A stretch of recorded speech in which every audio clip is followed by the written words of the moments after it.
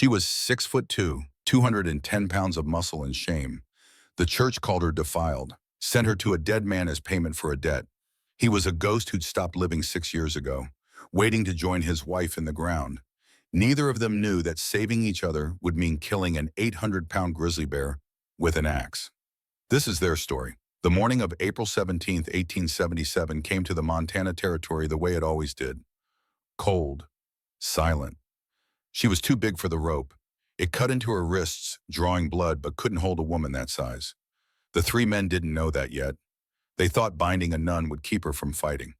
They were wrong. The morning of April 17, 1877 came to the Montana Territory the way it always did. Cold, silent. The kind of quiet that made a man hear things that weren't there. Voices in the wind, laughter in the creek, the sound of someone calling his name. Ezra Blackwood had learned to live with it. More than that, he'd learned to prefer it. He was checking his trap line that morning, moving through the territory with the practiced efficiency of a man who'd done the same thing 1,000 times before. 40 traps stretched along an 8-mile circuit through the high country. Beaver mostly, some marten if he was lucky. The rifle across his back was a Hawken .50 caliber, heavy enough to drop a buffalo, accurate enough to thread a needle at 100 yards if the wind was right. He'd owned it for 14 years. In that time, it had never failed him. The morning was cold enough to show his breath. Spring in the Montana Territory was a contrary season. Snow still held in the shadows, but the creek ran fast with meltwater. Ice formed on the edges at night, broke free by midday. The land was neither winter nor summer, neither sleeping nor fully awake. He was approaching the bend near the granite outcrop when he heard it, a sound that didn't belong to the wind or the water or the cry of birds. Human. In pain. Ezra stopped, listened. There it came again. A yell sharp and desperate followed by a low, ragged growl that made the hair on his neck stand up. Not a bear. Worse. Men. He moved fast, unwrapped the reins from the sapling where his bay gelding stood, swung into the saddle, and kicked the horse toward the sound. His hand went to the Hawken, without thought checking the percussion cap, the powder load. Ready. The rise above the gulch gave him his first clear view. 3 men, rough-looking, the kind that drifted from camp to camp, living on what they could steal or take. 2 held rifles. The third had a whip coiled in his hand like a snake waiting to strike. Between them stood something Ezra had never seen before. A woman, dressed in black. Tall. No, not tall. Massive. She stood at least 6'2", maybe more. Shoulders broad as a blacksmith's. Arms thick with muscle, visible even through the torn fabric of her habit. Her hair was long and black, hanging loose down her back where the veil had been torn away. Her skin was brown, darker than the pale trappers he sometimes saw at Fort Benton, lighter than the Blackfeet warriors who still hunted these mountains. She was on her knees now, hands bound behind her back with rope that bit deep into her wrists. Blood ran down her fingers, dripping onto the ground. Her face was turned down, but Ezra could see the line of her jaw, strong and defiant, even in submission. The man with the whip was speaking. "You thought you could run from us, sister, thought the church could hide you forever." His voice carried across the distance, mocking cruel. "Marcus wants his property back, and we aim to deliver." The woman didn't respond, didn't beg, just knelt there, breathing hard, waiting. Ezra should have ridden away. Should have minded his own business the way he'd done for 6 years. Since Grace died. Since he'd buried his wife and unborn child in the frozen ground behind the cabin. Since he'd stopped being a man and started being a ghost. But ghosts don't feel anger. And what rose in Ezra's chest as he watched that whip hand rise was something hot and alive and burning. He dismounted in one smooth motion, took position behind a stand of mesquite, steadied his breathing, aimed. The first shot took the man with the whip in the shoulder. The crack of the rifle echoed across the gulch like thunder. The man spun screaming, dropping the whip as blood sprayed from the wound. His companions turned, searching for the shooter, raising their own weapons. Too slow. Ezra had already reloaded. His fingers moved with mechanical precision, ramming powder and ball down the barrel, seating the percussion cap. 14 years of practice, 7 seconds from shot to ready. The second shot caught the man on the left in the chest. He dropped without a sound, dead before he hit the ground. The third man, the one called Snake, based on the tattoo crawling up his neck, made a choice. He ran. crashed through the underbrush like a spooked deer, leaving his companions behind, leaving the woman kneeling in the dirt. Ezra let him go, tracked him with the rifle but didn't fire. Killing a man running away wasn't murder, but it wasn't clean either. He'd killed enough men in his life to know the difference. The man with the shoulder wound was crawling, trying to reach his rifle where it had fallen 3 feet away. Ezra walked down the slope slowly, Hawkins still raised boots crunching on gravel. "Don't," he said quietly. The man looked up, saw something in Ezra's eyes that made him stop moving, made him go very still like prey that knows the predator is too close. "You're going to stand up," Ezra continued in that same quiet voice. "You're going to walk north. You're going to keep walking until you can't see this mountain anymore. If I ever see your face again, I'll put the next bullet between your eyes instead of through your shoulder. Understand?" The man nodded, scrambled to his feet, clutching his bleeding shoulder, and ran, stumbled twice but kept going, disappearing into the timber. Silence fell over the gulch. Ezra turned to the woman. She was watching him now. Her eyes were dark brown, wide, completely empty of expression, like looking into a well with no bottom. No fear, no relief, no hope. Just a vast nothing that made something in Ezra's chest twist. He'd seen that look before. In mirrors, in still water, in the faces of men who'd survived things they shouldn't have survived. "You hurt?" he asked. She didn't answer, just looked at him with those empty eyes. He approached slowly like she was a wild animal that might spook. Knelt beside her. Up close, he realized she wasn't just tall. She was built like she'd been carved from mountain stone. The muscles in her arms were defined, visible. Her hands, even bound, were large, capable. The kind of hands that could split wood or break bone with equal ease. "I'm going to cut the rope," he said. Still no response. He pulled his knife from his belt. The blade was sharp-honed on wet stone just that morning. He slid it between her wrists and the rope, careful not to cut her skin, and pulled. The rope parted with a snap. She brought her hands around slowly, looked at her wrists where the rope had cut deep. Blood ran in thin streams down her palms. She made no sound, showed no reaction to what must have been considerable pain.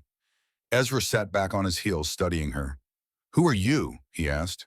For a long moment she didn't answer. Then in a voice rough from disuse she spoke. "Sister Constance, of St. Catherine's." Her accent was strange, formal, like she'd learned English from books rather than people. But underneath it was something else, a rhythm that spoke of a different language, a different way of shaping words. "What were those men doing to you?" She looked at him, really looked at him for the first time. Her gaze traveled over his face, taking in the scars, the weathered skin, the eyes that had seen too much. "Taking me back," she said simply. "Back where?" "To the man who paid for me." The words hung in the air between them. Cold, final. Ezra felt that anger rise again in his chest, pushed it down. Anger was a living thing and he'd been dead for 6 years. Dead men don't feel. "Who paid for you?" "Oh, Marcus Walsh." She said the name like it tasted bitter. 4 months ago, he and 2 others took me from a stagecoach, kept me in a canyon camp for 23 days. When the cavalry found us, I was still alive. That was my sin. Ezra's hand tightened on the knife handle. "Staying alive ain't a sin." The church disagreed. Her voice was flat now, reciting facts. Mother Superior said I had been defiled, that I could not remain among the faithful. But there was a debt. The church owed a debt to a mountain man who saved Father Benedict's life. So they sent me here, to you, as payment. The world stopped. Ezra stared at her, trying to process what she'd just said. "You're the debt," his voice came out rough. "For saving that old priest, yes. I didn't ask for payment. I know. I sure as hell didn't ask for a person. I know that too." He stood up, paced 3 steps away, turned back. "This is insane. You can't just give people to other people like they're livestock. The church can do many things." She was still kneeling in the dirt, hands bloody, face expressionless. "I am extra, in the way. They needed to remove me without scandal. You gave them the perfect solution." "Solution?" He almost laughed, but the sound died in his throat. "You're a woman, not a solution. I am what they made me." Ezra looked at her. At this giant woman kneeling in the dirt speaking of herself like she was an object to be traded and discarded. Something in him shifted. Something that had been frozen for 6 years cracked just a little. "Can you walk?" he asked. She nodded. "Then get up. We're leaving." She rose slowly. When she stood at full height, Ezra had to tilt his head back to meet her eyes. She was a good 5 inches taller than him. Maybe more. He was 5'9" average for a man. She was anything but average. "Where are we going?" she asked. "My cabin. It's 4 miles north. We'll patch you up there, figure out what comes next." "You don't have to help me." "I know." He started walking toward his horse. "But I'm doing it anyway." She followed. He noticed she moved quietly for someone her size. Careful steps like she was used to making herself smaller, less noticeable. It didn't work. There was no making a woman that big invisible. When they reached the horse, Ezra realized they had a problem. The bay gelding was a good horse, strong and steady, but it wasn't built to carry 2 people, especially when one of them weighed as much as a small bear. He could see the horse eyeing Constance with what looked like suspicion. "You ever ridden before?" he asked. "Yes, at the mission school, before the convent." "Good, you ride. I'll walk." "I can walk." "You're bleeding. You ride." He helped her into the saddle. Even with his assistance, it was awkward. She was tall enough that mounting was more of a climb than a swing. Once seated, she looked down at him, and for the first time something flickered in those empty eyes. Not quite emotion, more like the memory of emotions seen from a distance. "Why are you helping me?" she asked. Ezra looked up at her, at this giant woman in a torn habit, bleeding, and alone sent to him like some kind of twisted gift he'd never wanted. "Because nobody should get thrown away twice," he said. He took the reins and started walking. The horse followed placid now, despite its earlier concern. They moved through the forest in silence, the only sounds the crunch of boots on pine needles, the creak of leather, the distant call of a crow. But Ezra couldn't shake the feeling that someone was watching. He'd lived in these mountains long enough to trust his instincts. Something was wrong. The forest was too quiet. No bird song, no rustle of small animals in the underbrush. Just silence, heavy and waiting. He glanced back at Constance. She was watching the trees too, her body tense despite the apparent calm of her face. She felt it, whatever it was. "The man who ran," Ezra said quietly. "Snake, you know him? He works for Marcus. They all do. He's going to tell Marcus what happened here." "Yes." "Marcus going to come looking for you?" "Yes." Ezra nodded, adjusted the hawken across his back. "Then we'd better move faster." They covered the 4 miles in just under an hour. The cabin came into view as they crested the last ridge. It sat in a small clearing surrounded by pine and aspen, backed up against a granite outcrop that protected it from the north wind. The structure was simple, 16 by 20 feet, pine logs chinked with moss and clay. A stone fireplace built by hand. One door, 2 windows with wooden shutters, no glass. It looked exactly like what it was. A place for a man to exist, not live. Ezra helped Constance down from the horse. She moved stiffly, favoring her left side. He noticed for the first time that her habit was torn not just at the shoulder, but along her ribs. More blood there dried dark against the black fabric. "You said you weren't hurt," he said, accusation in his voice. "I said many things." He bit back a response. Led her to the door, pushed it open. The cabin was dark inside the fire, long dead. It smelled of smoke and leather and loneliness. He lit the oil lamp. The light revealed the spare interior. One bed, one chair, one table, shelves lined with pelts waiting to be traded, rifles on pegs above the door, 4 books on a rough-hewn shelf, no decoration, no softness, a place stripped down to pure survival. Constance stood in the doorway taking it in. She was too tall for the frame, had to duck her head to enter. "Sit," Ezra said, gesturing to the chair. She obeyed, lowered herself carefully into the chair that suddenly looked too small, too fragile for someone her size. Ezra moved to the shelves, pulled down his medical kit. It wasn't much. Needle and thread, clean cloth, a bottle of whiskey, some dried herbs he'd traded for at Fort Benton. He'd patched himself up more times than he could count over the years. Knife wounds, bullet grazes, bear claws. A man living alone learned to be his own doctor, or he died. He poured water from the basin into a bowl, added some of the whiskey, and approached her with a clean cloth. "I need to see the wound on your ribs," he said. She hesitated. For the first time since he'd found her, something like fear crossed her face. Not fear of him, he realized. Fear of being seen. "It's just a cut," he said quietly. "I've seen worse." Slowly she reached down and pulled the torn habit up, revealed her side. Ezra went very still. The wound on her ribs was deep, a gash about 4 inches long, still oozing blood. But that wasn't what stopped him. It was the scars. Old scars. New scars. A map of violence written across her skin in raised white lines and puckered tissue. Burns, cuts, the unmistakable marks of a whip. 23 days, she'd said. 23 days with Marcus Walsh and his men. Ezra's hand tightened on the cloth. That anger, that hot living thing he'd thought he'd killed 6 years ago, roared back to life. He wanted to find Marcus Walsh. Wanted to make him hurt the way he'd hurt this woman.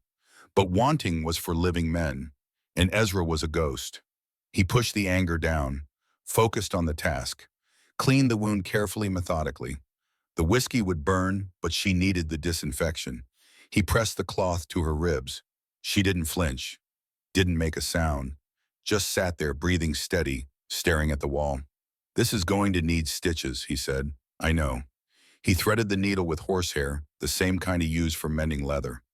Held it over the lamp flame to sterilize it. Then he knelt beside her and began to sew. His stitches were neat, precise. 7 in total, pulling the edges of the wound together. She watched him work with those empty eyes, never moving, never speaking. When he tied off the last stitch, he sat back. "You should rest," he said. "Where?" He gestured to the bed. "There." "Where will you sleep?" "Floor." "You don't have to do that." "I'm doing it anyway." He went to the shelf, and pulled down a thick bearskin blanket, handed it to her. "You look half dead. Rest first. We'll figure the rest out later." She took the blanket carefully, like it might be taken away. "Why are you helping me?" Ezra looked at her, at the rope burns on her wrists, at the scars visible beneath her torn habit, at the way she held herself like something broken, but still trying to stand. "Because nobody should get thrown away twice," he said again. Something changed in her expression. Not quite hope. More like the possibility of hope, distant and fragile. She moved to the bed slowly, lay down with her back to the room, and pulled the blanket over herself. Within minutes, her breathing slowed. Sleep took her fast and hard, the way it takes people who haven't slept safely in a long time. Ezra sat in the chair and watched her sleep, watched the rise and fall of her shoulders, too broad for any woman he'd ever known. Watched the way her hands curled into fists, even in sleep, ready to fight. Watched the way she took up the entire bed, this giant woman who'd been sent to him like payment for a debt he'd never asked to collect. Outside, the sun began to set. Long shadows stretched across the cabin floor. And somewhere in those shadows, Ezra knew Snake was telling Marcus Walsh exactly where to find his escaped property. Trouble was coming, maybe tomorrow, maybe the next day, but it was coming. Ezra stood, checked his rifles, counted his ammunition. 30 rounds for the Hawken, 40 for the Kentucky long rifle. Enough for a fight. Maybe not enough for a war. He looked back at Constance, still sleeping. "I don't know what you are to me," he said quietly to the sleeping woman, "but you're not property. Not anymore." The night deepened. Ezra built a fire in the fireplace, more for light than warmth. The flames cast dancing shadows on the walls, making the cabin feel less empty than usual, less like a tomb. He sat back down in the chair and thought about Grace.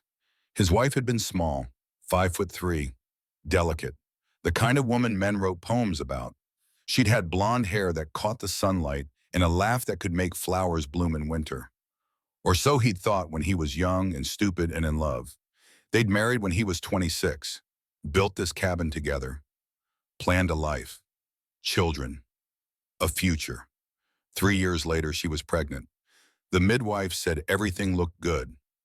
Strong heartbeat, good position, no complications, until there were. The labor lasted 18 hours. Ezra held her hand the entire time, watched her scream and bleed and fight. Watch the light in her eyes dim hour by hour. Watch the midwife's face grow more and more concerned. The baby came out blue. Dead, a boy. Perfect in every way except the one that mattered. Grace died 3 hours later. Blood loss. Nothing the midwife could do. Nothing Ezra could do but hold her while she slipped away, whispering his name, asking him to forgive her for leaving. Like it was her fault, Toyom. Like she'd chosen to go. He'd buried them both the next morning. Dug the graves himself in the frozen ground. Spoke no words over them because what words were there to say? After that, he stopped living. Went through the motions. Checked traps. Skinned pelts. Ate when he remembered. Slept when exhaustion forced him. But the man he'd been, the man who'd loved and hoped and planned, that man died with Grace and their son. For 6 years he'd been a ghost, walking through the world but not part of it. And now this, a giant woman sent to him as payment for saving a priest he'd never wanted to save. A woman covered in scars, empty-eyed, thrown away by the very institution that was supposed to protect her. What was he supposed to do with that movement from the bed made him look up? Constance had turned over. Her eyes were open, reflecting the firelight. "You're still here," she said quietly. "Where else would I be?" Most men would have left by now, or worse. Ezra met her gaze across the firelight. "I'm not most men." She studied him for a long moment. Then, "What happened to you? What makes you think something happened? You live alone. You help strangers. You move like a man who expects to die but hasn't yet. Something happened." He should have deflected, changed the subject. But something about the directness of her question, the empty honesty in her eyes, made him answer truthfully. "I had a wife, Grace. She died 6 years ago, childbirth, the baby too. I buried them both and I've been waiting to join them ever since." Constance nodded slowly. "You're a ghost." "Yes, so am I." They sat in silence for a while, two ghosts sharing space, each uncertain of the other but willing to try. Then Constance spoke again. "Those men who took me, Marcus Walsh and his friends, they didn't just hurt me. They recorded it, wrote down every detail in a journal, said they'd give it to the church if I ever spoke about what happened. Proof that I was willing, that I wanted it." Ezra's hands clenched into fists. "That's a lie." "I know, but the church believed it, or pretended to. Easier to get rid of the problem than confront it." "Father Benedict," Ezra said slowly, "the priest I saved, he knew about this. He arranged it. Marcus is his nephew. When the church discovered the connection, they paid Marcus and the others to release me quietly. No trial, no scandal, just money and silence. And you were sent to me." "Yes, Benedict died 2 weeks after you saved him. But before he died, he made an arrangement. The church would send me to you as payment for his life. He called it a gift." Ezra stood, paced to the window, looked out at the darkness. What kind of man calls a traumatized woman a gift? A man who saw an opportunity to solve two problems at once. Get rid of me. Pay a debt. Simple. "There's nothing simple about this." "No," she agreed. "But here we are anyway." Ezra turned back to face her. "What do you want to happen now?" The question seemed to surprise her. She sat up slowly, the blanket falling away. In the firelight, she looked even larger. A woman built on a scale that seemed impossible. Shoulders that could carry the weight of the world. Hands that could break stone or heal wounds with equal capability. "I want to stay," she said finally, "if you'll permit it." "Why?" "Because in 12 years at the convent, no one ever asked me what I wanted. They told me how to dress, how to speak, how to pray, how to think. They made me smaller, quieter, less. And when I was taken, when I was hurt, they blamed me for it. Said my size, my strength, my very existence was an invitation to sin." Her voice had grown stronger, more alive. "But you asked. You asked what I wanted. That's more than anyone has offered in a very long time." Ezra looked at her, this giant woman who'd been beaten and broken and blamed for her own survival. Saw in her something he recognized. The same emptiness he carried. The same sense of being more ghost than person. "You can stay as long as you need," he said, "but understand something. You're not payment. You are not mine. You are not property. You are just here.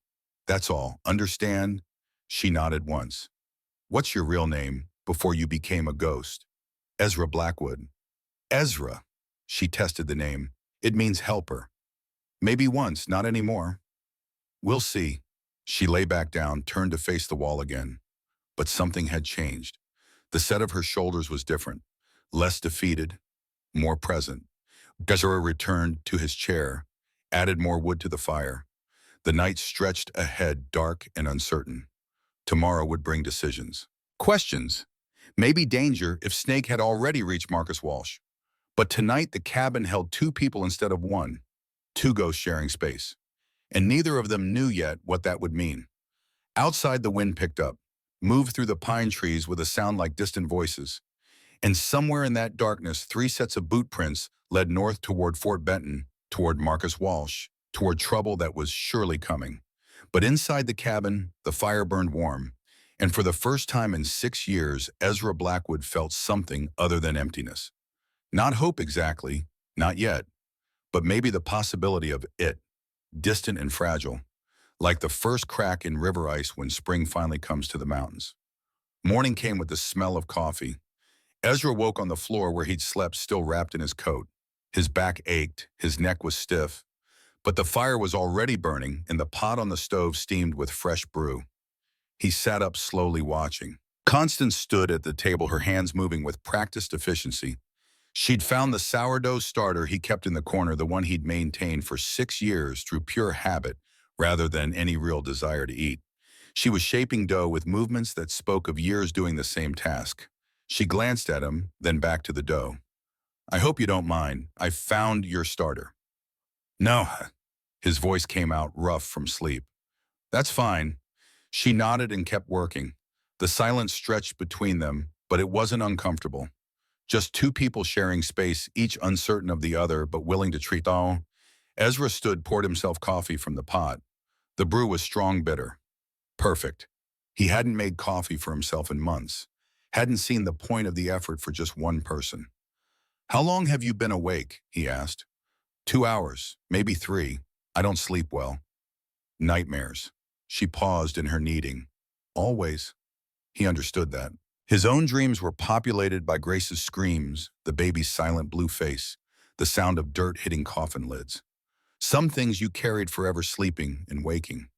They ate breakfast in silence. The bread was good, better than anything Ezra had made in years. She'd added herbs, somehow found things in his poorly organized supplies that he'd forgotten existed, made them into something worth eating. After breakfast, Ezra stood. "I need to check the trap line. You want to come?" She looked surprised. "You want me to?" "Don't want you sitting here alone all day. Might as well see what I do." She hesitated, then nodded. "All right." They rode out together, Constance sitting behind him on the bay gelding. She held onto his coat with careful hands, not gripping tight, just steadying herself. The morning was cold and bright, the sky so blue it hurt to look at. At the first trap, she watched him work. The beaver was already dead, caught by the leg. He showed her how to release the spring, how to check the pelt for quality. She didn't flinch from the blood, but she didn't look comfortable either. "It's necessary," he said, "the killing. It's how I survive out here." "I understand." She was quiet for a moment. "At the convent, we raised chickens.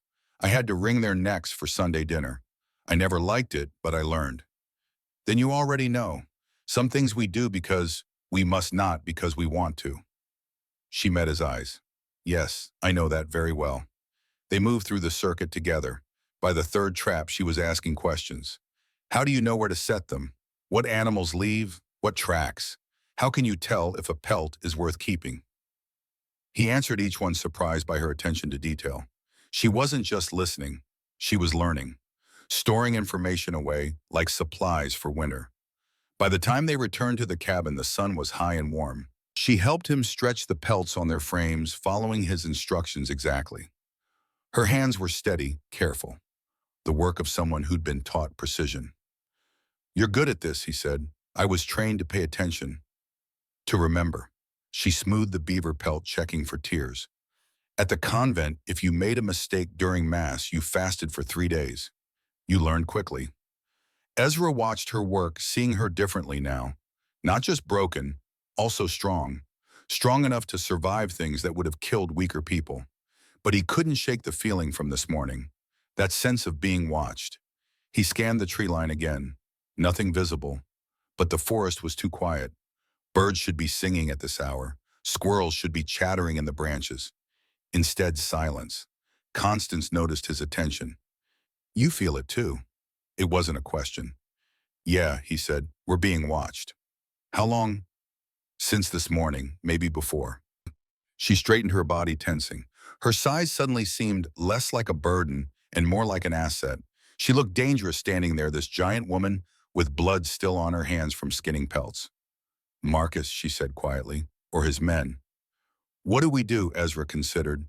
They could run, pack up, and head deeper into the mountains. But running meant abandoning the cabin, the trap line, everything he'd built over 6 years. And more than that, it meant letting Marcus Walsh think he could chase people off their own land. That sat wrong. "We stay," he said, "but we prepare." They spent the afternoon fortifying. Ezra pulled out his second rifle, the Kentucky long gun he kept for backup, showed Constance how to load it, how to sight down the barrel, how to squeeze the trigger instead of pulling. She took to it naturally. Her hands were big enough to handle the weapon with ease. Her strength meant the recoil barely moved her. "Aim for the chest," he instructed. "Biggest target. You hit a man there, he goes down. Doesn't matter how tough he thinks he is." She nodded, practiced the motion. Raise, aim, breathe, squeeze. Over and over until it became automatic. As the sun began to set, Ezra checked their ammunition. 30 rounds for the Hawken, 40 for the Kentucky. His pistol held 6 more. Enough for a fight, maybe. They ate dinner as darkness fell. Venison stew that Constance had made from dried meat and the vegetables she'd found in his root cellar. It was good, better than good. It tasted like something worth living for.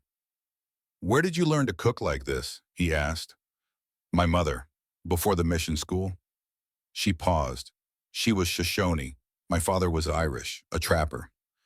They weren't married in any legal sense, but they loved each other. When my father died, my mother sent me to the mission school. Said I'd have a better life learning white ways. "Did you?" "I learned to read and write, to sew and cook and pray. I learned that being different is a sin, that being big is shameful, that taking up space is selfish." Her voice was flat. "So no, not better, just different." Ezra thought about that, about a young girl being taught that her very existence was wrong, that her size, her strength, her mixed blood were all marks against her. "Your mother was wrong about one thing," he said. "What's that? Being different isn't a sin, it's just being human." She looked at him for a long moment. Something shifted in her expression. Not quite a smile, but close. They cleaned up in silence. As Constance washed the dishes, Ezra moved to the window, looked out at the darkness. There, movement in the tree line. Just a shadow, but distinct. "We have company," he said quietly. Constance set down the dish, picked up the Kentucky rifle without being told, moved to the other window. They waited. 5 minutes passed. 10. The cabin was dark except for the low fire in the hearth. To anyone outside, it would look like they'd gone to sleep. Then a voice called from the darkness. "Blackwood." "We need to talk." Ezra recognized the voice. Not Snake. Someone older, more authoritative. "I'm listening," he called back. "My name is Silas Drummond. I own the land office in Fort Benton. The land you're squatting on belongs to the Montana Land and Railroad Company. I'm here to serve notice." Ezra's jaw tightened. He'd heard of Drummond, a man who made his fortune buying land cheap and selling it high to the railroad companies pushing west. A legal thief. "This land's been mine for 6 years," Ezra called back. "I've got improvements. Cabin trap line, cleared fields. That makes it mine by homestead law. You never filed a claim. No paperwork means no ownership. The company wants this land. You've got 5 weeks to come up with $1,200 to buy it legal, or you leave. Your choice." $1,200. More money than Ezra could make in 2 years of trapping. An impossible sum. "And if I don't," he asked, though he already knew the answer, "then the sheriff removes you, by force if necessary." Silence fell. Ezra could see shapes moving in the darkness now. 3 men, maybe 4, all armed. Drummond hadn't come alone. There's another option, Drummond called. I hear you've got something valuable in there. A woman, big one, unusual. There's a man willing to pay $500 for her return. You give her to me, I'll knock 500 off what you owe. 700 is easier to come up with than 12. Ezra's hand tightened on the Hawken.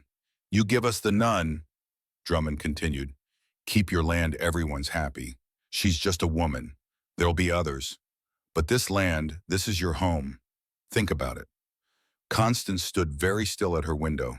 Her face was unreadable in the dim light, but Ezra could see her hands, white-knuckled on the rifle, shaking slightly. She expected him to do it, expected to be traded again. Property changing hands, Ezra made a decision. He opened the door, stepped out onto the porch, rifle raised. 4 men stood at the edge of the clearing.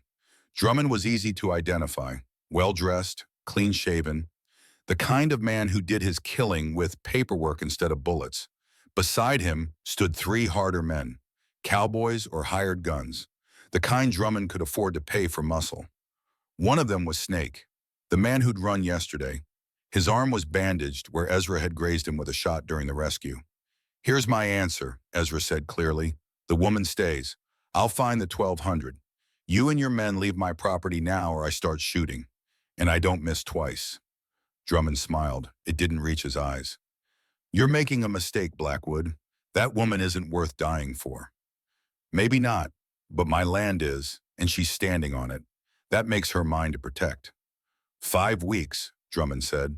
$1,200. Clock starts now. He turned and walked into the darkness. His men followed Snake, glancing back once with pure hatred in his eyes.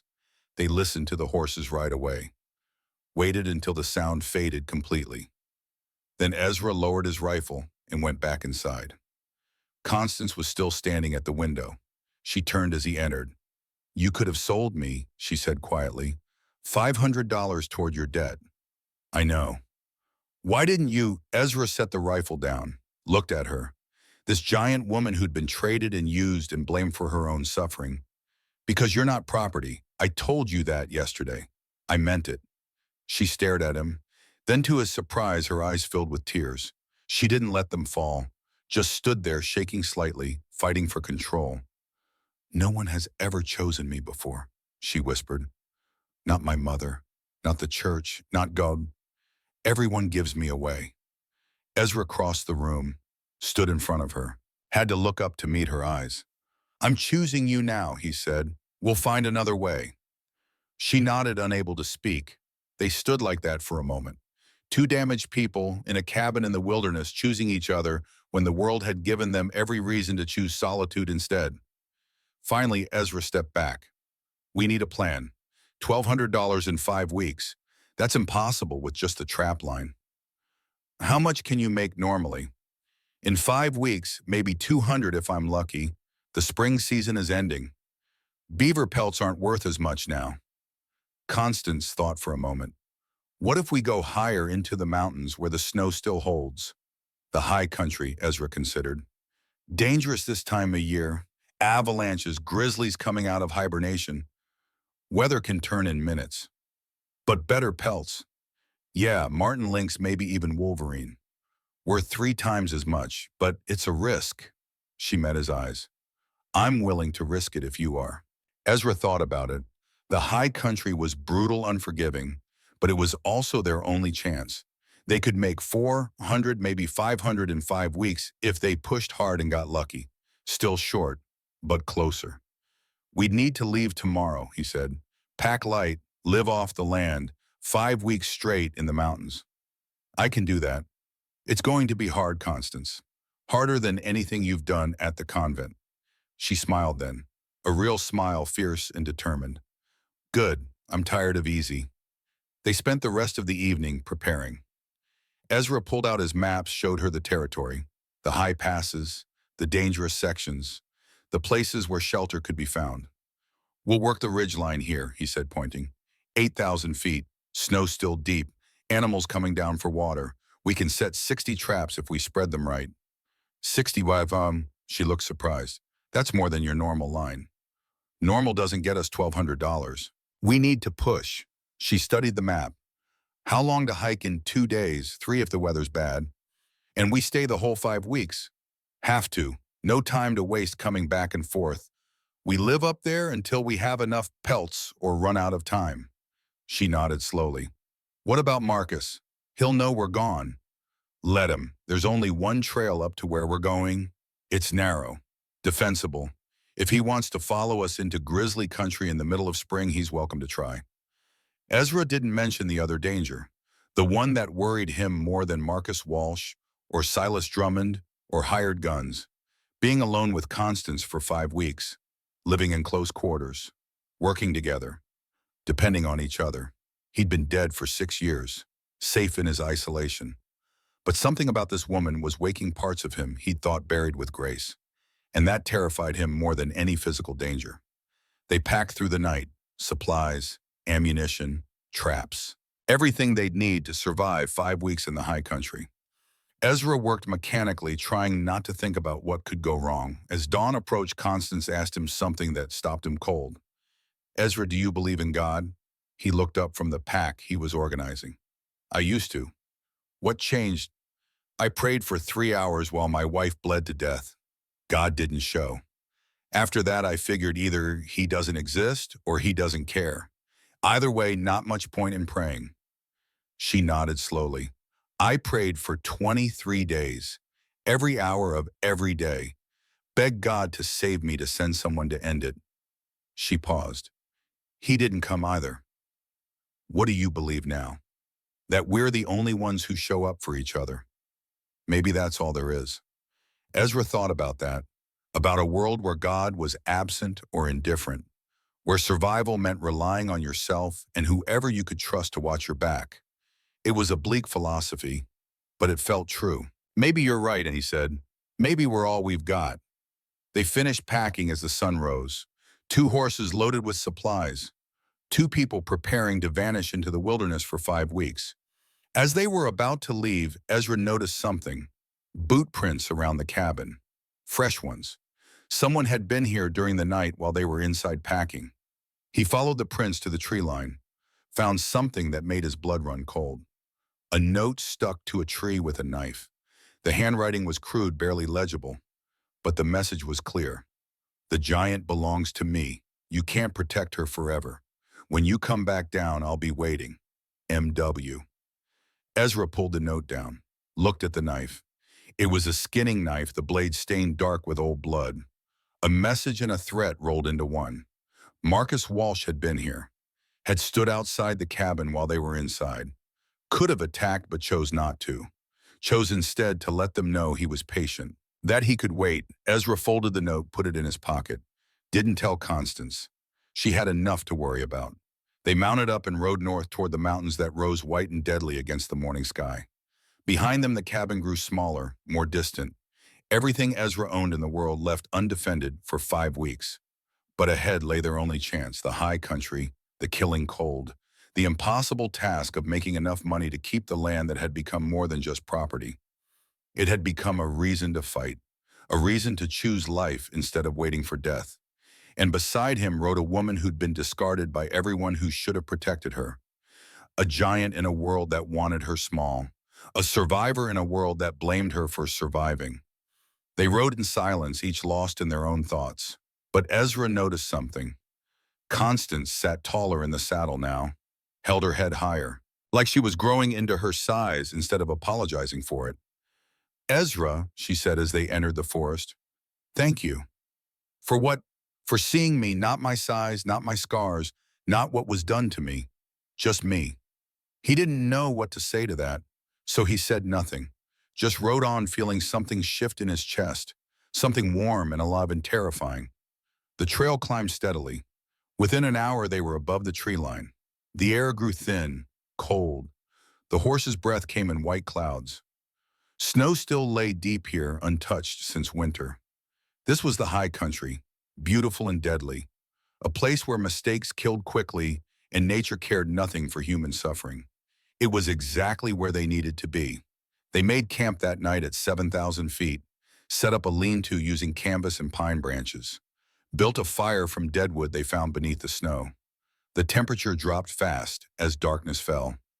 Constance worked efficiently, helping without being asked. She was strong enough to carry loads that would have staggered most men, smart enough to anticipate what needed doing.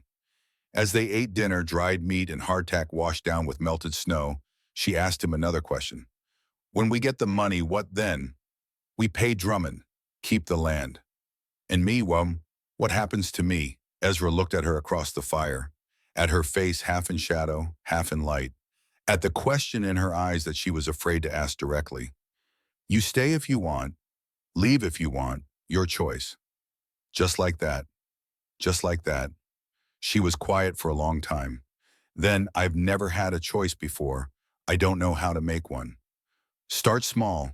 What do you want for breakfast tomorrow? She almost smiled. That's not what I meant. I know, but choices are like muscles. You have to exercise them. Start with the small ones. The big ones get easier. She thought about that. All right, for breakfast I want whatever we can catch. Fish, if there's a stream nearby. There is. I'll show you how to set a line tonight. They worked together in the darkness, finding the small creek that ran fast with snowmelt. Ezra showed her how to bait a hook, how to read the water for the best spots. Her hands were clumsy at first, too big for the delicate work, but she persisted, learning through repetition. When they returned to camp, she asked him something unexpected. Will you teach me other things, not just trapping and fishing, but how to survive out here? Really survive.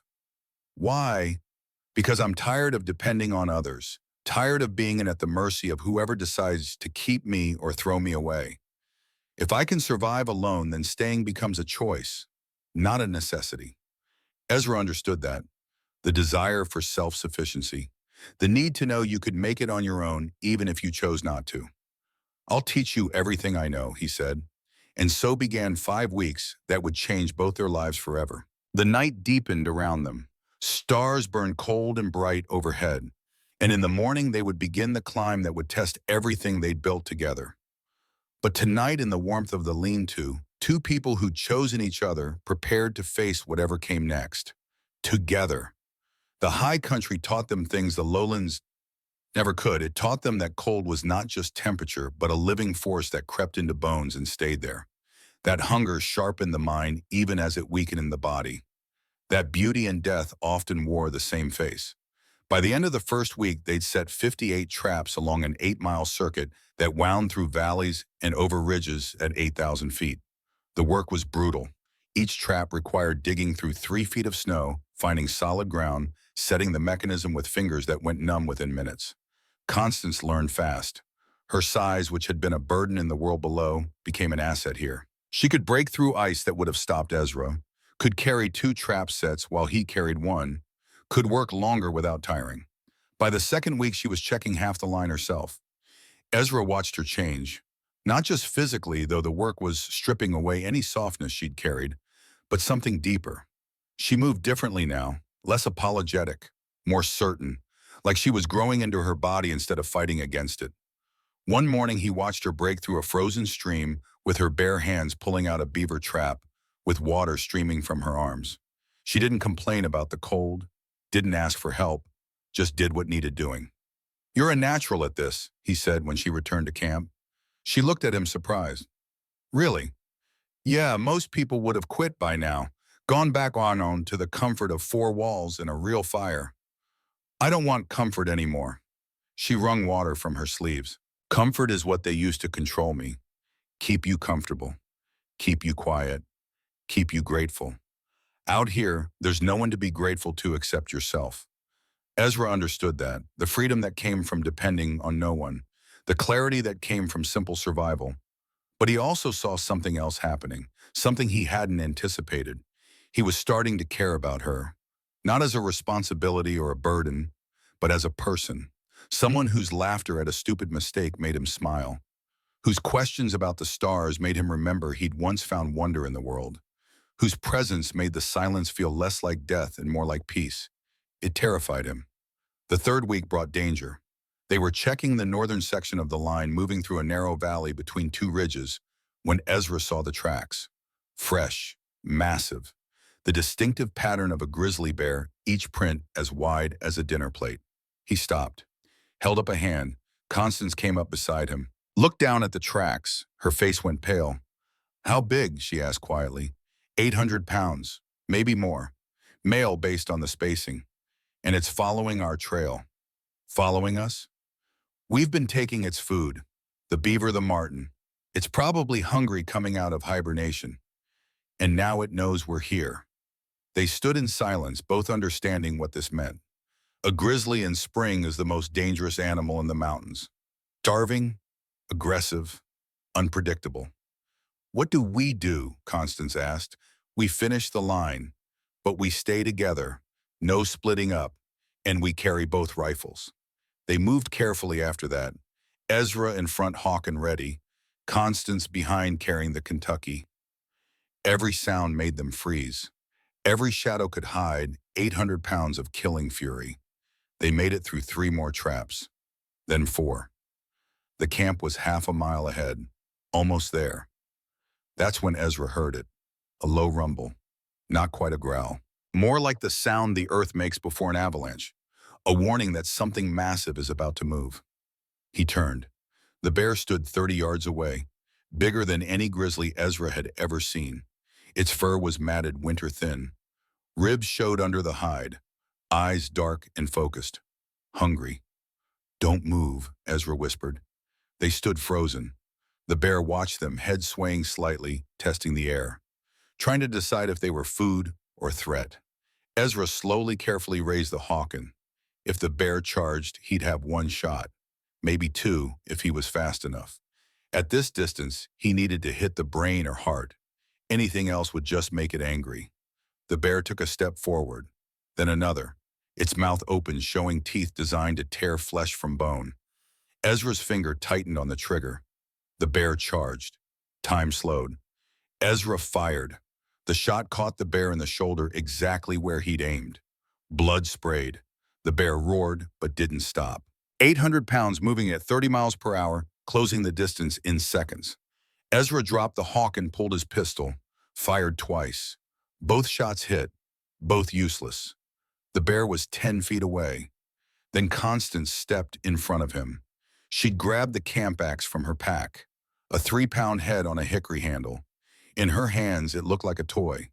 The bear rose on its hind legs, towered over even Constance's 6'2".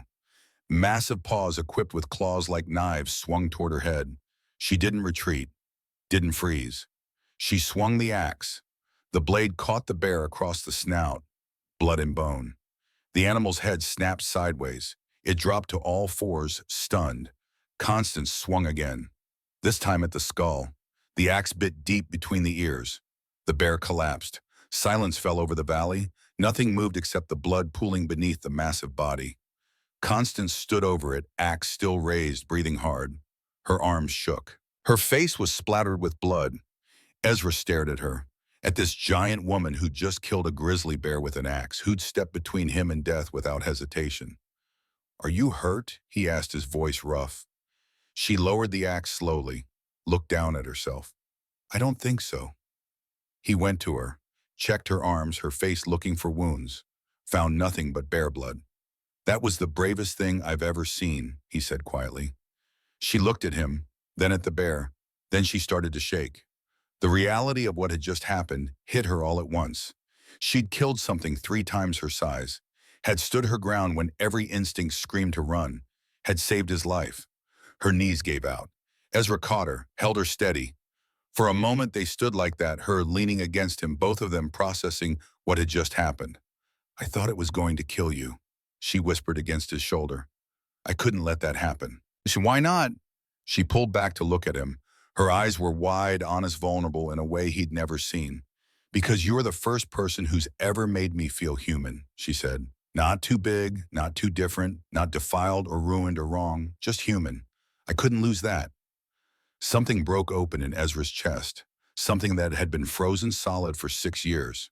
It hurt. It burned.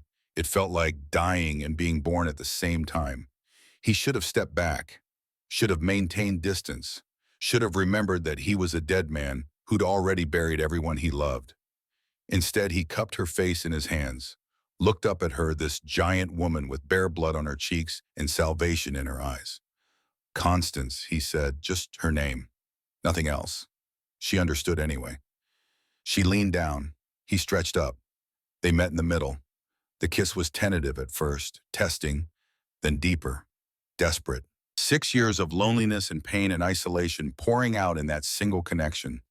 When they finally broke apart, both breathing hard, Constance was crying. "I've never," she started, then stopped. "I mean, what Marcus did, that wasn't. This is different." "I know," Ezra said gently. "I don't know how to do this." "Neither do I. It's been 6 years for me. And even then with Grace, it was different. We were young, innocent, thought love could protect us from everything. Did it? No, she died anyway. Love didn't stop that." Constance touched his face. Then why risk it again? He thought about that, about why he was standing here in the snow, covered in bare blood, kissing a woman he had known less than a month. A woman who'd been sent to him as payment for a debt. A woman who'd saved his life. "Because I'm tired of being dead," he said finally, "and you make me want to be alive again." She nodded slowly. "I'm tired too. Tired of being ashamed. Tired of apologizing for existing. You don't make me feel like I need to." They stood in silence for a moment, the dead bear at their feet, the mountains rising white and cold around them. Two damaged people choosing each other in the wilderness. Finally, Ezra stepped back. "We should deal with the bear. Meat will keep us fed for weeks. Pelt might be worth something despite the damage." "Always practical," she said, but she was almost smiling. "Someone has to be." They worked together, skinning the massive animal. It took 3 hours. The pelt was damaged from the axe blows, but salvageable. The meat they butchered, carefully packing it in snow to keep it frozen. As they worked, Constance asked him something. "When we go back down, what happens between us? What do you want to happen?" "I asked you first." Ezra paused in his cutting, thought about how to answer honestly. "I want you to stay," he said. "Not because you owe me anything. Not because you have nowhere else to go, but because you choose to. And I want to choose you back. Every day. For as long as we have." She was quiet for a long time. "Then I'm afraid." "Of what?" "That you'll change your mind. That you'll wake up one day and realize I'm too big, too broken, too much. That you'll send me away like everyone else." He set down his knife, walked around the bare carcass to where she stood, took her bloody hands in his. "I won't lie and say that can't happen," he said. "People change. Feelings change. Nothing is guaranteed. But I can promise you this. I will never send you away because of your size. I will never blame you for what was done to you. And I will never make you feel like you need to be smaller or quieter or less than you are. You want to leave someday, that's your choice. But it will be your choice, not mine. Understand?" She nodded, tears mixing with the blood on her face. They finished butchering the bear as the sun began to set, made their way back to camp loaded down with meat and hide, built up the fire until it roared, chasing back the cold. That night they sat close by the flames. Constance leaned against Ezra's shoulder, her head resting on top of his. They fit together awkwardly because of their size difference, but neither cared. "Tell me about Grace," she said quietly. Ezra tensed. He never talked about Grace, not to anyone. The pain was too raw even after 6 years. But Constance deserved honesty. "She was small," he started. 5'3", blonde hair, blue eyes, the kind of beautiful that made men write bad poetry. He paused. "She was my first love. Only love until now. We married when I was 26, built the cabin together, planned our whole lives. What happened? She got pregnant. Everything seemed fine. Then the labor started, 18 hours. The baby came out dead. She died 3 hours later from blood loss. I buried them both in the morning." His voice was flat, emotionless, the only way he could tell it. "After that, I stopped living. Just went through the motions. Checking traps, skinning pelts, eating enough to survive. I wasn't trying to die, but I wasn't trying to live either." Constance's hand found his. "And now I want to live. Because of you. You make me remember what it feels like to hope." She was quiet for a moment. Then, "I'm not her. I'll never be small or delicate or the kind of woman men write poetry about." "Good." He turned to look at her. "I don't want Grace back. I want you, exactly as you are." She kissed him then. slow and deep and full of promise. When they broke apart, she said, "I need to tell you something." "All right, I think I'm falling in love with you. I don't know if that's too soon or too much, or if I even know what love is. But whatever this is, I've never felt it before." Ezra felt something settle in his chest, something warm and right and terrifying. "I'm falling for you too," he admitted. "Have been since you stepped in front of that bear. Maybe before. What do we do about it?" He thought about that, about all the reasons this was a bad idea. He was a widower still grieving. She was traumatized, recovering from abuse. They'd known each other less than a month. They were living in the wilderness with no witnesses and no promises and no safety net. Every rational part of him screamed to pull back, protect himself, protect her. But rationality had never saved anyone from loneliness. "We try," he said finally. "We be honest with each other. We don't make promises we can't keep, and we see where this goes." "That's not very romantic." "No, but it's real, and real is all I have to offer." She smiled. "Real is enough." They sat in silence watching the fire. Above them, stars wheeled across a sky so clear and dark it felt like falling upward into infinity. Constance spoke again, her voice barely above a whisper.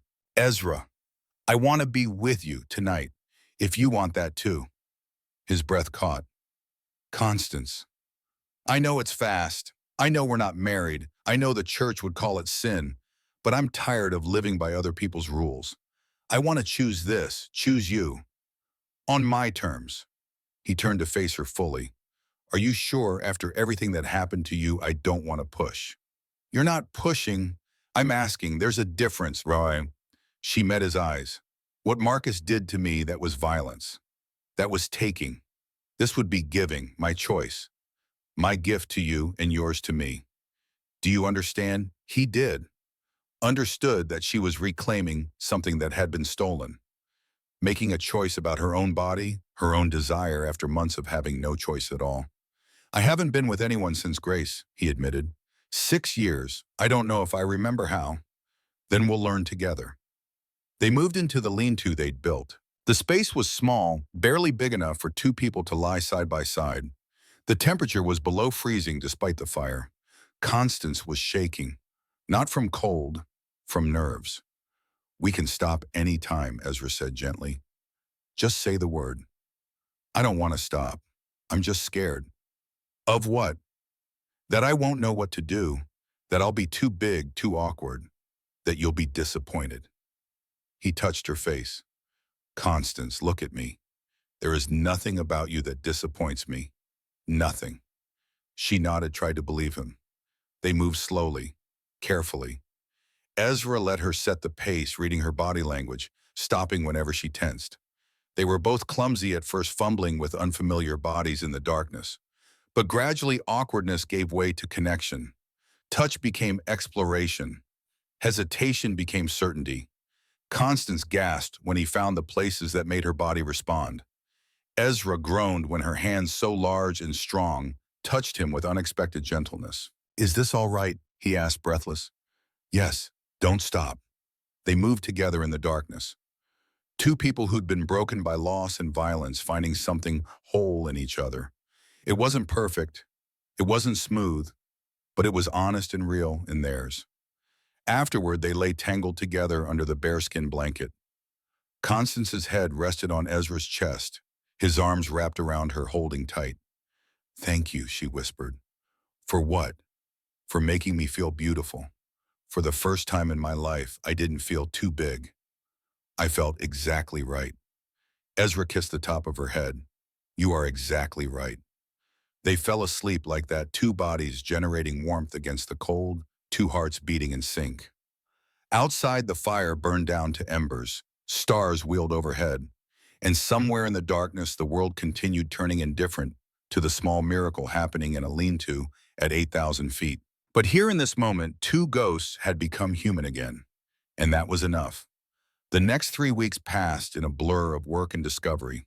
They checked traps, skinned pelts, survived storms that turned the world white and deadly, made love in the darkness, learning each other's bodies with patience and care.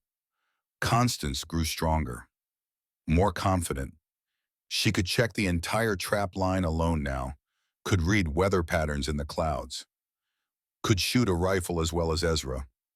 One evening she asked him to give her a new name. Why? He asked, surprised. Elizabeth was my father's choice. Miriam was the church's choice. I want something that's mine, something I choose. What about Constance? That was the name they gave me when I took vows. It means steadfast, unwavering, all the things they wanted me to be for God. She paused. I want to be steadfast for myself now, so I want you to name me, someone who sees me as I really am. Ezra thought about it for a long time. Thought about this woman who'd stayed when she could have run, who'd fought bears and survived abuse and rebuilt herself from broken pieces. Constance, he said finally, I want to keep it, but change what it means. Not steadfast for God or the church. Steadfast for yourself, for us, for the life you're choosing. She smiled. Constance Blackwood, if you'll have it. His heart stopped. That's a proposal. Is it? I thought it was just a name. Constance, Ezra. She leaned close. We're not married by any law or church, but we're married in the ways that matter. By choice, by commitment, by the promises we make to each other every day. So yes, it's a proposal. Will you have me? He should have said no. Should have waited until they were back in civilization until he could give her a real wedding, a real promise. But they were past waiting, past pretending that normal rules applied to them. Yes, he said, I'll have you, for as long as you'll stay. Then I'm Constance Blackwood, and you're my husband, and this is our beginning. They made love that night with a new urgency, a new commitment. When Ezra moved inside her, when Constance cried out his name, it felt like a vow more binding than any word spoken in a church. Afterward, lying in the darkness, she asked him one more thing. If I get pregnant, what then? The question hit him like a physical blow. He thought of Grace, of the baby who died, of the 18 hours of screaming and blood and helplessness. I'm scared, he admitted, terrified. Losing Grace and the baby nearly destroyed me. I don't know if I could survive that again. I'm scared too. I'm so big, different. What if my body can't carry a child properly?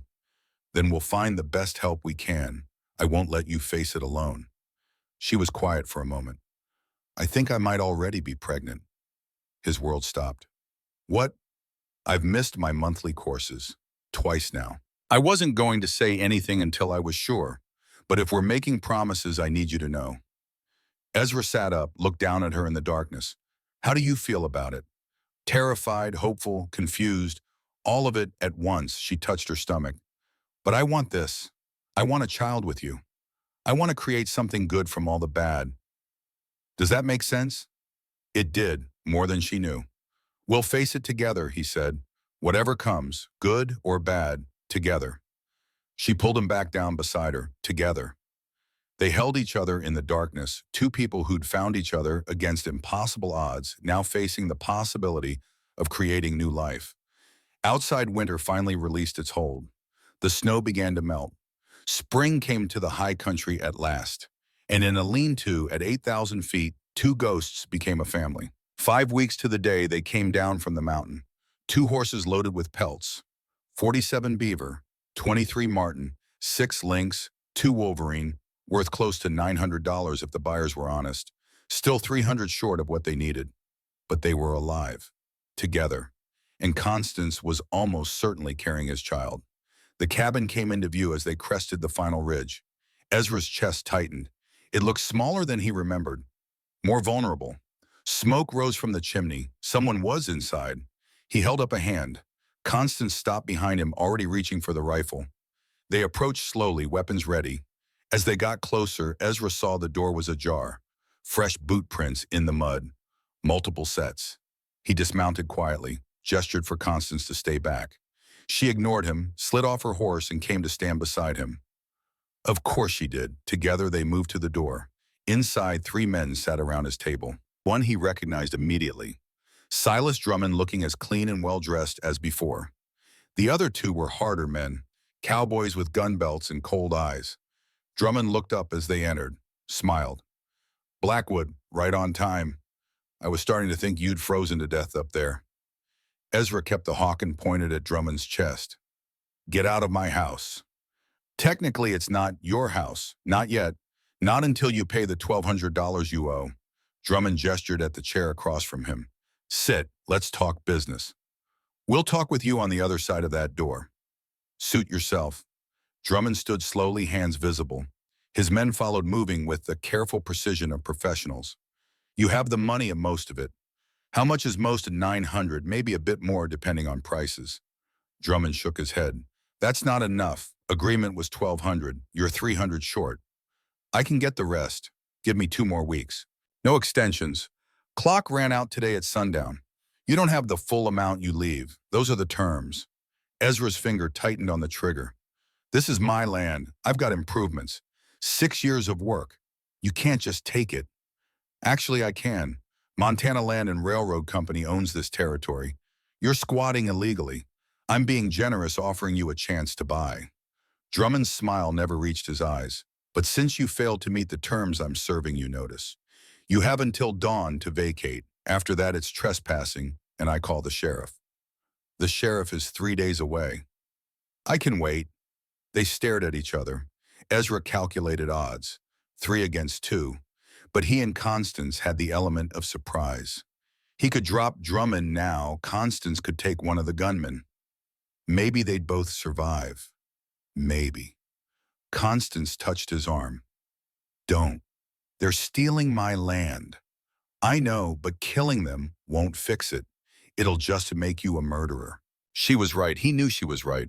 But 6 years of work, 6 years of survival, all about to be taken by a man in a clean suit who'd never built anything with his own hands. Drummond moved toward the door. Don Blackwood, be gone by then or face the consequences?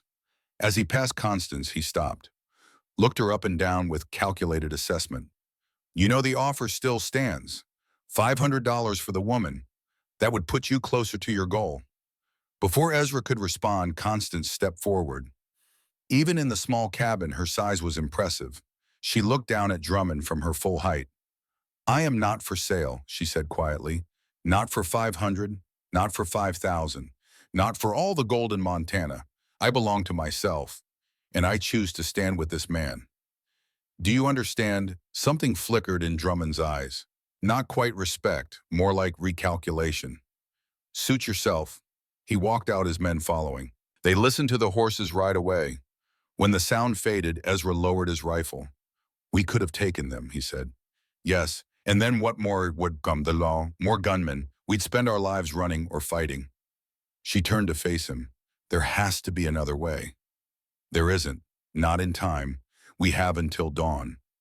Constance walked to the window, looked out at the land they'd fought so hard to keep. Then we go to town. We sell the pelts. We see how much we can get. And we ask for help. Ask who? Anyone, everyone. The church failed me, but maybe people won't. Maybe if they understand what's happening, they'll care. Ezra wanted to laugh, wanted to tell her that people didn't care, that they looked out for themselves, that asking for help was just another way to be disappointed. But he remembered something. Remembered her saying that maybe they were all people had. Each other. No God coming to save them. Just humans choosing to show up for each other. All right, he said. We try it your way. They rode for Fort Benton immediately, pushed the horses hard, made the 3-hour journey in 2. Arrived as the sun was setting, both animals lathered and blowing. The town was bigger than Ezra remembered. More buildings, more people. The railroad was coming, and everyone wanted their piece of the prosperity. They went straight to the trading bum. Old man Jenkins ran the place, had for 20 years. He looked up as they entered, eyes widening at the sight of Constance. Ezra Blackwood. Been a while. And who's this? My wife, Constance. Jenkins nodded, accepting it without question. Mountain men married who they married. Nobody asked too many questions. What can I do for you? Ezra hefted the first bundle of pelts onto the counter. Need to sell. All of it. Tonight. Jenkins whistled low as he examined the furs. Fine quality. You've been working the high country. Yeah. Dangerous this time of year. We managed. Jenkins counted carefully, checking each pelt for damage, assessing quality. Finally, he looked up. I can give you $850 for the lot. Ezra's heart sank, less than he'd hoped. They're worth more. Not in spring, markets flooded, take it or leave it. Constance leaned forward. Sir, we need 900 minimum. Is there anything we can do extra work? Trade, Jenkins looked at her. Really looked. Saw the desperation beneath the calm. What's this about? Ezra explained. The land dispute. Drummond's deadline. The $300 they were short. When he finished, Jenkins was quiet for a long time. Silas Drummond is a snake, he said finally. Been running people off their land for 5 years. Buys it cheap, sells it to the railroad for triple. Made himself rich on other people's suffering. Can you help us? Constance asked. Jenkins thought about it. I'll give you 900 for the pelts. That's 50 more than they're worth. But you're still 300 short, and I don't have that kind of cash on hand. We'll find it somewhere else, where banks won't loan to a squatter with no legal claim, and nobody has that kind of money just lying around. Despair crept into Ezra's chest. They'd come so close, done everything right, and it still wasn't enough. Constance touched his hand. We try anyway, we ask. They left the trading post with $900 in cash, walked down the main street as darkness fell. Fort Benton at night was loud raucous, saloons spilling light and noise, cowboys and miners spending their pay. Constance stopped in front of the church, a small building whitewashed simple, a cross above the door. Here, she said, the church threw you away. This church didn't. Different town, different people, maybe different choices. They went inside. The interior was plain, wooden pews, an altar with a simple cross, a man in pastor's robes lighting candles. He turned as they entered, mid-50s, kind face, eyes that had seen suffering and chosen compassion anyway. Welcome, he said. I'm Pastor Wilson. How can I help you? Constance told him everything. Her story, Ezra's story, what had brought them here, what they needed. Wilson listened without interrupting. When she finished, he was quiet for a long time. The church that sent you away, he said finally, they were wrong. What happened to you was evil. Your survival was grace, and anyone who told you different was speaking from fear, not faith. Constance's eyes filled with tears. Thank you. But I don't have $300. The church is poor. We barely keep the roof repaired. We understand. However, Wilson smiled, I know people, and people know people. If I ask them to gather to listen to your story, some might help. No promises, but worth trying. Within an hour, the church was full. 40 people crowded into pews meant for 30. Cowboys, shopkeepers, families, the curious and the compassionate. Wilson had spread word fast. Ezra stood at the front, Constance beside him, looked out at the faces. Strangers, all of them. People who owed him nothing. I'm not good at speeches, he started. Never have been, so I'll just tell you the truth. He explained about the land, about Drummond's scheme, about the deadline that was coming with the dawn. We're $300 short. We've got nothing else to sell, no collateral, no guarantees. I'm asking for help from people who don't know me, and I know that's asking a lot, he paused. But my wife and I were trying to build something. A home, maybe a family, something good in a world that's mostly hard. And we're asking if anyone here believes that's worth helping. Silence. Ezra felt the rejection coming. These people had their own problems, their own struggles. Why would they help a stranger? Then a woman stood up in the back, old weathered, wearing a dress that had seen better days. I'm Martha Hensley. I run the boarding house. She walked forward, pulled out a small purse, counted coins into her hand. I've got $20 saved. You can have it. She placed the money on the altar. Ezra stared. Ma'am, I can't. You can and you will. Drummond ran my brother off his land 3 years ago. Somebody needs to stand up to that snake. Might as well be you. Another person stood, then another. One by one they came forward. A blacksmith. $15. It's all I got. A shopkeeper. 30. Been saving for a new sign, but this matters more. A family. $10. Our children's piggy bank. They said to give it. The pile grew. $10, $5, $2, even pennies from those who had nothing else. Constance watched with tears streaming down her face. Ezra couldn't speak, couldn't breathe. they were doing it. Perfect strangers were giving everything they had to help people they'd never met. When the last person had contributed, Pastor Wilson counted carefully. $285, he announced. So close, but still 15 short. Then a voice came from the doorway. I'll make up the difference. Everyone turned. A man stood there, well-dressed, but not ostentatious. 60s, silver hair, kind eyes. Bishop Michael Carmichael, he introduced himself. I came from Helena when I heard there was a woman here named Constance, former Sister Miriam of St. Catherine's. Constance went very still. You know me. I know what was done to you, and I'm here to make it right. He walked forward, pulled out an envelope. The church owes you compensation for its failures. $5,000. I was going to give it to you anyway. But hearing your story, knowing what you're facing, I'd like to put 15 toward your immediate need. The rest is yours to do with as you wish. The room was silent. Constance took the envelope with shaking hands. Why? Because what happened to you was evil. The church covered it up, protected the guilty, blamed the victim. That's not God's way. That's not justice, he paused. Marcus Walsh and 2 others have been arrested. They'll stand trial.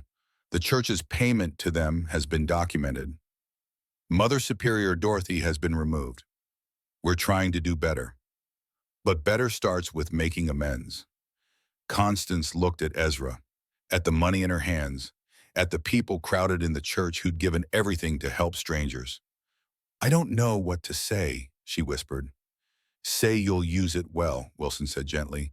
Say you'll build that home, raise that family, create something good from all the bad. That's the best revenge against people like Drummond, living well despite them. Ezra found his voice. We will, I promise we will. They had the money, all $1,200 plus extra. They could pay Drummond.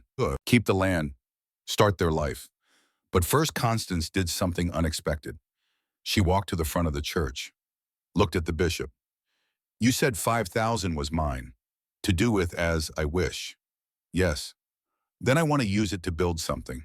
A school, for girls who don't fit anywhere else. Too big, too different, too poor. A place where they can learn and grow without being told they're wrong for existing. The bishop smiled. That's a beautiful idea, but you'll need your money for your own family. We have the land, we have each other. We can survive on that. But those girls need more than survival. They need hope, and I want to give it to them. Ezra looked at his wife, this giant woman with a heart bigger than her body, who'd been given a fortune and immediately thought of how to help others. We'll do it together, he said. Build the school. Make it a place where being different is celebrated, not punished. Wilson clasped their hands. Then Fort Benton will have its first school for girls, and it will bear your name, Constance Blackwood, the giant who made room for others. The church erupted in applause. People crowded forward, shaking hands, offering congratulations. Strangers becoming friends. Community forming from compassion. As they left the church that night, $1,200 in Ezra's pocket and a dream growing in Constance's heart, they paused at the church steps. Constance looked back at the building where strangers had become saviors. I never thought I'd find justice, she said quietly. But knowing Marcus will face trial, knowing the church is trying to do better, it's enough. Ezra squeezed her hand. You deserve better than enough, but it's a start. She nodded. Let's go home. They rode through the night, arrived at the cabin just as dawn was breaking, found Drummond waiting with his men and the sheriff. Ezra dismounted, walked over, placed $1,200 in cash on the ground between them. Count it, every penny. This land is mine now. Drummond's face went purple. You? How? People. Helping people. Something you wouldn't understand. The sheriff, a weathered man with honest eyes, picked up the money, counted it carefully, looked at Drummond. It's all here. 1,200 exactly, which means Mr. Blackwood has met the terms. The land is his. This isn't over, Drummond snarled. Yes, it is, the sheriff said mildly. And if I hear about you harassing these folks again, I'll be looking real close at some of your other land deals. Heard some interesting stories about forged documents and intimidation. Hate to have to investigate. Drummond mounted his horse, rode off with his men defeated. The sheriff tipped his hat to Ezra and Constance. "Congratulations on your land, Mr. Blackwood." "Ma'am." He rode away, leaving them alone. They stood in the clearing as the sun rose. Their cabin, their land, their future. "We did it," Constance said softly. "No, you did it. Your idea to ask for help. Your courage to trust people. We did it together." She was right. Everything worth doing they'd done together. Ezra took her hand, led her inside. The cabin was small, simple, but it was home. And for the first time in 6 years, it felt alive. 3 weeks after they saved the land, Pastor Wilson married them properly. The ceremony was simple, held in the same church where strangers had become saviors. Constance wore a dress made specially for her by Martha Hensley, the boarding house owner, blue calico with white flowers. It had taken 3 times the normal fabric, but Martha refused payment. "Consider it a wedding gift," she had said.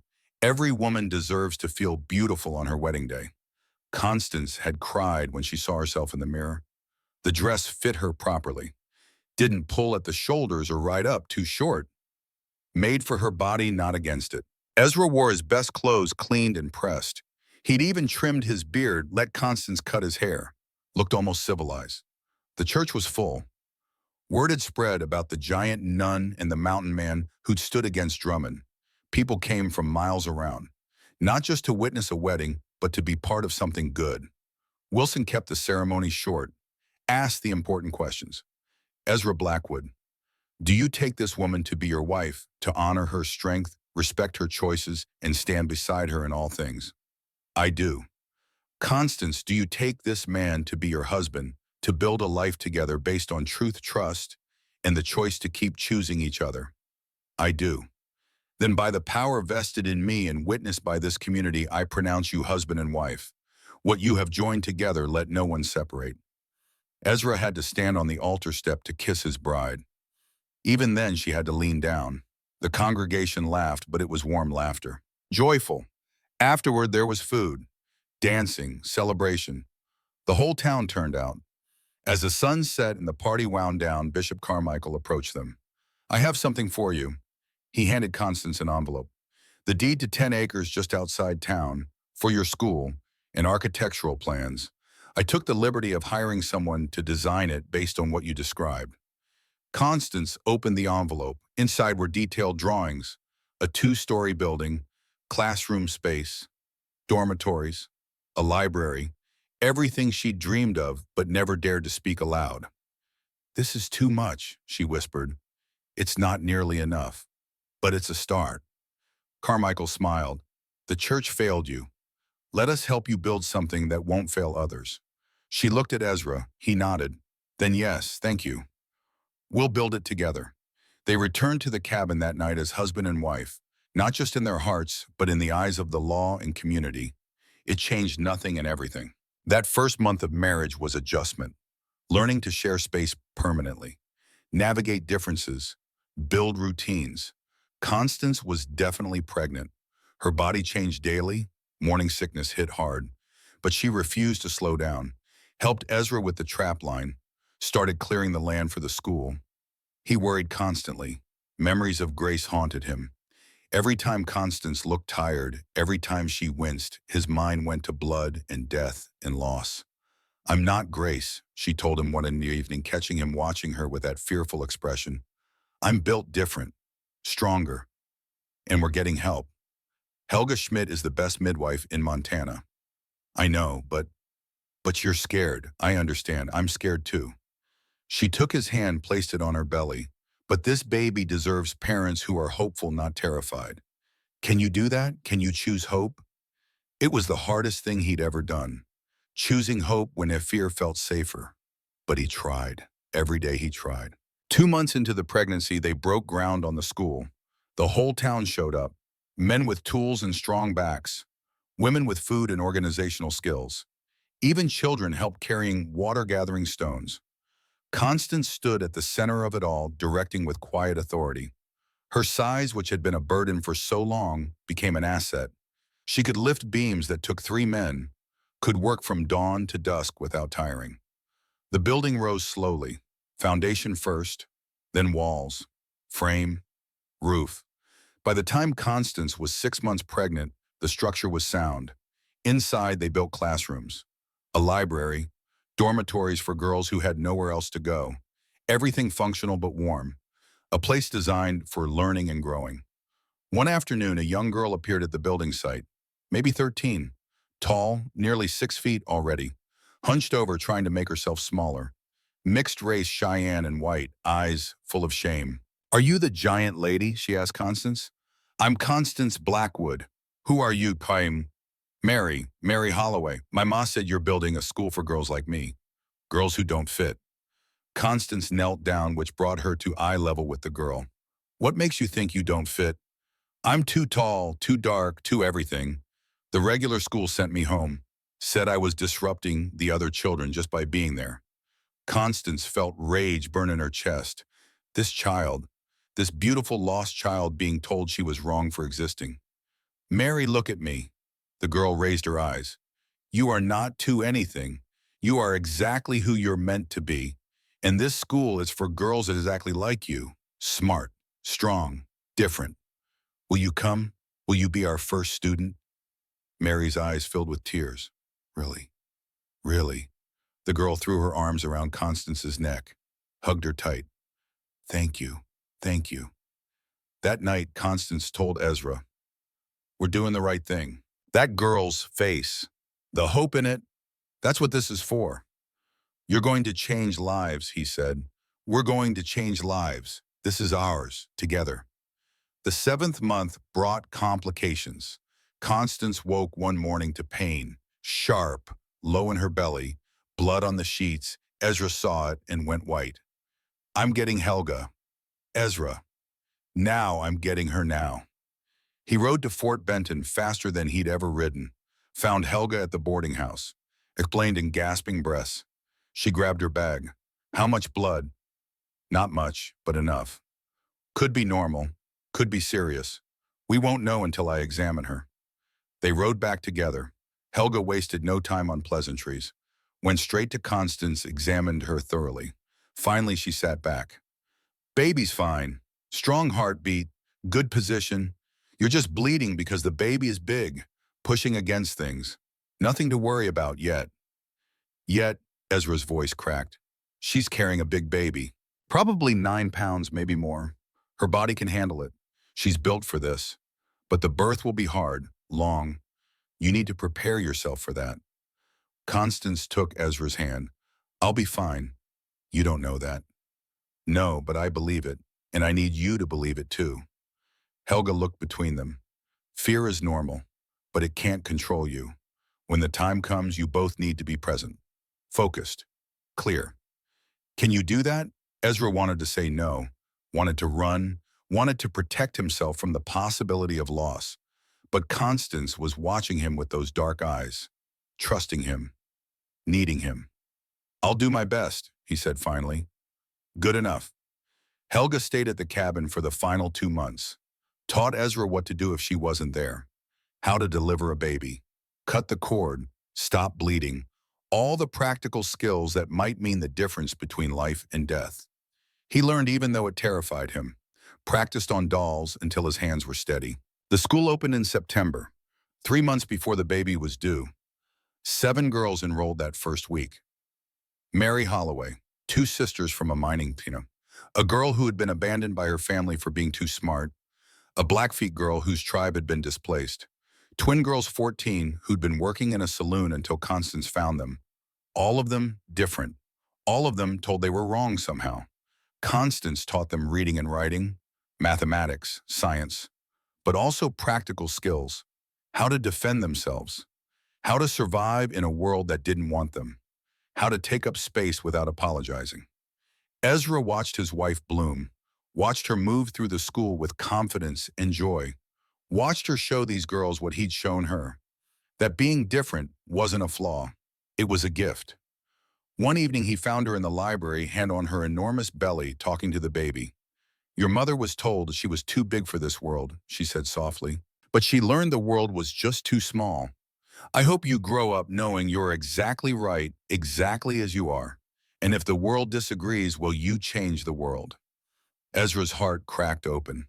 This woman, this incredible woman who'd been broken and blamed and thrown away, who'd rebuilt herself into something magnificent, who was now bringing new life into the world and teaching lost girls how to find themselves. He'd never loved anyone more. Labor started on December 3rd, 1877. Just after midnight, Constance woke Ezra with a hand on his shoulder. It's time. He was up instantly, heart pounding, fear and hope warring in his chest. How far apart are the pains? 10 minutes, maybe less. He lit lamps, stoked the fire, ran to get Helga from the room they'd prepared for her. The midwife came quickly, examined Constance. Early stages, could be hours, could be a day. We wait. They waited. Constance walked the cabin for the first 6 hours, Ezra supporting her through contractions. She breathed through the pain, focused on a point on the wall, counted silently. You're doing great, he said during a particularly hard contraction. Liar, she gasped, but she was almost smiling. Hour 7, hour 10, hour 12. The contractions came faster, harder. Constance's strength began to wane. I can't do this, she said during hour 14. It's too much. Yes, you can. You're the strongest person I know. It hurts. I know, but you're doing it. You're bringing our child into the world. Helga checked her progress. Almost there. Another hour, maybe 2. Hour 15. Constance screamed, the sound that Ezra had heard in his nightmares, Grace's voice echoing across 6 years. But this wasn't Grace. This was Constance. And she was alive, fighting, refusing to give up. I can see the head, Helga announced. Next contraction, you push. Understand? Constance nodded, too exhausted to speak. The contraction built. Now push, Constance bore down with everything she had.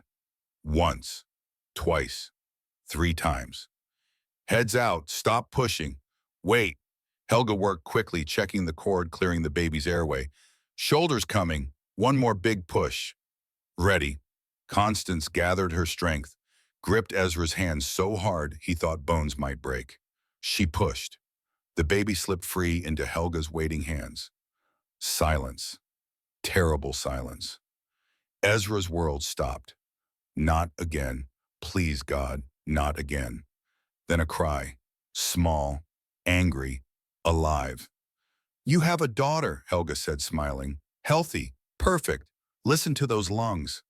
She cleaned the baby quickly, cut the cord, wrapped her in soft cloth, and placed her on Constance's chest. Constance looked down at the tiny face, the miniature hands already grasping at air. Tears streamed down her face. She's perfect, she whispered. Ezra couldn't speak, could barely breathe. He reached out with one shaking finger, touched his daughter's hand. She gripped it immediately, her tiny fingers wrapping around his. The world tilted, rearranged itself around this small human who'd just entered it. What will you name her? Helga asked. Constance looked at Ezra. Your mother. What was her name? His voice came out rough. Grace. Grace Blackwood. Constance kissed the baby's forehead. Welcome to the world, little one. Ezra sat on the bed beside his wife and daughter, put his arm around Constance, looked down at Grace sleeping peacefully. For the first time in 6 years, he cried, not from pain or loss, from joy so overwhelming he couldn't contain it. Thank you, he whispered to Constance. For what? For everything? For staying? For choosing me? For giving me a reason to live again? She leaned against him. We gave each other that. Both of us. They sat like that for hours. 3 people who'd found each other against impossible odds. A family. Outside, the first snow of winter began to fall, soft and silent, covering the world in white. Inside, a fire burned warm, and 2 people who'd been broken by the world held each other and their child, knowing they'd finally found home. The years that followed were full. Grace grew strong and healthy, tall like her mother, dark-eyed like her father, smart as a whip and stubborn as a mule. The school grew too, from 7 students to 15, then 30, then 50. Girls came from across Montana. Some stayed a season, others stayed years, so all of them left stronger than they had arrived. Constance taught them everything she knew. Reading, writing, mathematics, but also courage, self-reliance. The knowledge that being different was a gift, not a curse. Mary Holloway, their first student, became their first teacher, stayed on after her own education to help others, eventually married a local rancher who appreciated strong women, had 3 daughters of her own.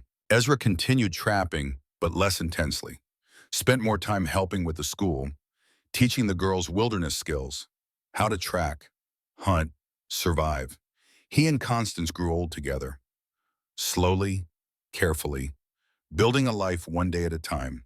Grace married at 25, a school teacher named William, gentle, kind, smart enough to appreciate a wife who stood 6 feet tall and could outthink him.